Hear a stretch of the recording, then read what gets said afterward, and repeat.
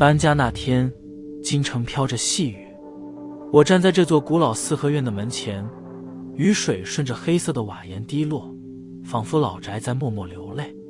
这是我离婚后的第一个独立住所，一个可以让我重新开始生活的地方。李先生，这是钥匙。中介递给我一把铜制的老式钥匙，房子保存得很好，但毕竟年代久远，若有什么问题，随时联系我。我接过钥匙，感受着它的冰凉与沉重，推开吱呀作响的木门，眼前是一个典型的北京四合院布局，中庭天井，四面相房，雨水打在中庭的石板上，发出清脆的声响。这里的一切都散发着历史的气息，沉寂而神秘，价格这么实惠，真是难得。我自言自语道，作为一名自由撰稿人，我需要一个安静的环境来完成我的小说创作。最近的离婚耗尽了我的精力和财力，这座位于胡同深处的四合院成了我唯一能负担的选择。当天晚上，我简单的整理了东西，躺在卧室的床上，听着窗外的雨声。老宅在雨中发出各种声响，木梁的收缩，雨水的渗透，一切都像是这座老宅在向我诉说它的历史。我不禁思考，这样一座有着数十年历史的房子，曾经住过什么人？他们的故事又是怎样的？带着这些疑问，我渐渐进入梦乡。搬入新居的第3天晚上，我正在书房埋头写作，午夜时分，突然听到墙内传来轻微的敲击声。起初我以为是老鼠，但声音太有规律了，像是在敲击某种节奏。咚咚咚，3声短促的敲击，然后是一段沉默，接着又是3声。我放下笔，贴近墙壁，试图确定声音的来源。敲击声似乎来自墙壁内部，但当我敲回去时，声音立即停止了。我在房间里四处检查，没有发现任何异常。最终，我归咎于这是老房子的正常声响，也许是木结构随着温度变化在收缩。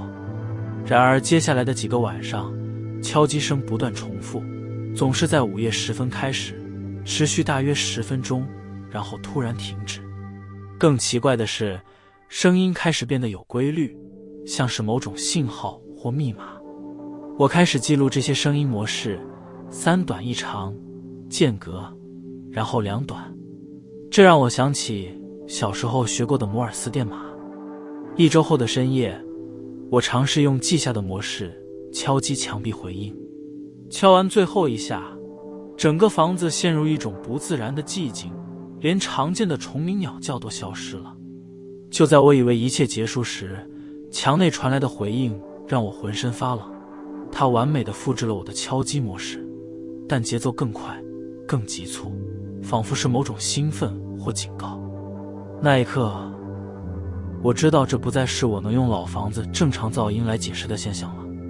第2天一早，我决定去拜访邻居，了解一下这座四合院的历史。胡同尽头住着一位姓王的老人，据说他在这一带生活了70多年。王老伯正在院子里浇花，看到我便热情地招呼：“新邻居啊，来喝杯茶吧。”坐在他简朴的客厅里，我试探性地问道：“王大爷，您知道我住的那座四合院以前是谁的宅子吗？”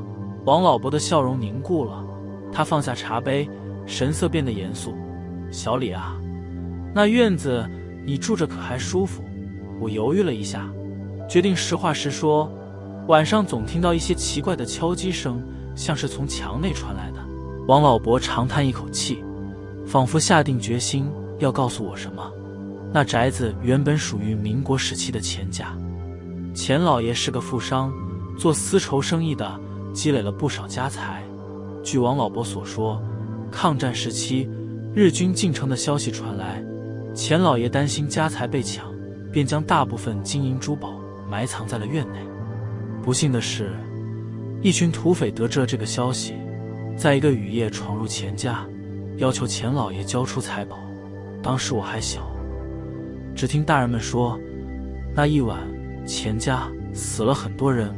王老伯低声说，具体细节没人知道，只知道第二天，整个钱家都消失了，土匪也不见踪影。后来这宅子就一直空着，直到最近才开始出租。临走时，王老伯拉住我的手，意味深长地说：“小伙子，如果我是你，就不会在那房子里久住。有些事，知道的越少越好。”回到四合院，我站在中庭，环顾四周。这些墙壁，这片天井，曾经见证了怎样的悲剧？钱家的财宝是否真的埋藏在某处？如果是，那么那些敲击声又是什么？是谁，或者说是什么，在试图与我沟通？调查开始的第3晚，异象明显加剧了。不仅仅是敲击声，我开始听到微弱的哭泣声，像是一个女子在低声啜泣。声音时远时近，有时候似乎就在我耳边，但回头却什么也没有。更诡异的是，我开始注意到家中的物品被移动。早上起来，我会发现昨晚放在桌上的书籍被整齐地摆放在书架上，茶杯从厨房移到了书房，甚至有一次，我醒来时发现自己的拖鞋整齐地摆在床前，而我明明记得昨晚随手丢在了客厅。我开始怀疑自己是否患上了梦游症，于是在手机上设置了录像功能，希望能捕捉到夜间的异常现象。然而每次回放视频，都只能看到画面中的静止房间，没有任何异常。唯一奇怪的是，在某些时刻，录像会出现几秒钟的雪花干扰，像是信号受到了干扰。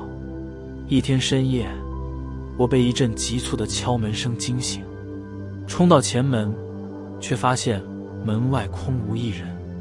回到床上，刚要躺下，又听到敲门声。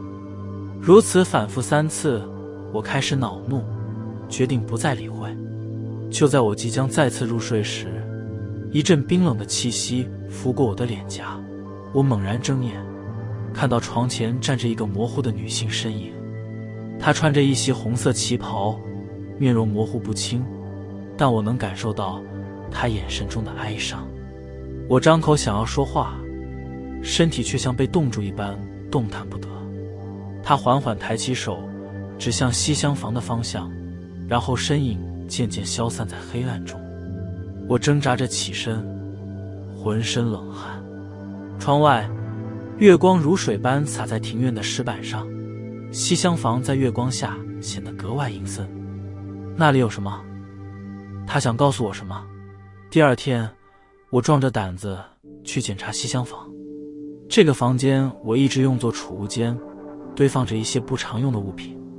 房间角落有一口被木板封住的老井，据中介说，这口井早已干涸，为安全起见被封住了。当我走进那口老井时，敲击声突然再次响起，这次是从井下传来的。我跪在地上，将耳朵贴近木板，清晰地听到下面传来的声音，3短1长，间隔2短，就像之前墙内的敲击声一样。一种强烈的直觉告诉我，我需要打开这口井，尽管这可能会引发更多无法解释的现象。花了一整天的时间，我终于撬开了老井上的木板。井并不深，大约3米左右，底部是干燥的土地，没有水。我用绳索将自己缓缓放下井去，手电筒的光在井壁上投下诡异的阴影。就在快到井底时，我看到了一个被泥土半掩埋的木箱，箱子上有一把铜锁，看上去年代久远。我小心地将箱子挖出，带回了地面。锁已经生锈，轻轻一敲就碎了。打开箱子，里面是一叠发黄的纸张和一本日记。日记的封面上用毛笔写着钱家日记3个字，下面是民国34年的字样。我颤抖着翻开日记，开始阅读这段被尘封的历史。日记的主人是钱家的大小姐钱晶，她详细记录了那段动荡岁月中的家庭生活。根据日记，钱老爷确实在战乱将至时，将大部分家财埋藏在了院中的暗格里。然而，这个秘密不知怎么泄露了出去。7月15雨夜，几个陌生人闯入家中，要挟父亲交出财宝。父亲拒绝告知藏宝地点，被他们残忍杀害。母亲和弟弟试图逃跑，也被抓了回来。我继续往下读，心脏几乎要跳出胸膛。他们把我们关在西厢房，逼问财宝下落。没人知道，只有父亲一人知道。他们开始在院中挖掘，却一无所获。恼羞成怒之下，匪首决定将我们活埋在墙内，说是要让我们永远守护这些财宝。日记的最后几页记录了钱金被弃入墙中前的最后时刻。他描述了自己如何听着弟弟和母亲的哭喊声渐渐消失，如何在黑暗中用指甲在墙上刻下记号，希望有朝一日能有人发现这个可怕的真相。如果有人读到这本日记，请帮我们找到安息。我们的骸骨被弃在西厢房的北墙内，而父亲藏匿的财宝就在老井下方3尺处。这些财宝已经带给我们家族太多灾难，我只希望能有人为我们主持正义，让我们的灵魂得以安息。日记的最后一行写道：我听到砖块的声音，他们开始砌墙了。这是我生命中的最后时刻，希望上天能听到我的祈祷。合上日记，我的眼前似乎浮现出那位穿红色旗袍的女子，前进的灵魂在这座充满悲剧的宅院中徘徊了几十年，试图向每一位住客传达她的心愿。读完日记后，我彻夜难眠。次日一早，我决定验证日记中的内容。根据记载，钱家人的骸骨应该在西厢房的北墙内。我敲击着北墙，果然听到一种不同于其他墙壁的空洞回声。我犹豫了很久，最终还是决定打破这面墙，揭开这个被尘封多年的秘密。我去五金店买来了工具，回来后开始小心地凿开北墙。随着砖块一块块被移开，一股陈腐的气息扑面而来。当我打开一个足够大的洞口，手电筒的光照进去时，我看到了那些被日记中描述的恐怖景象。3具骸骨靠坐在墙内的狭小空间里，其中一具明显较小，应该是钱金的弟弟。在骸骨周围散落着一些个人物品，一串珍珠项链，几枚戒指，还有一把精致的小梳子。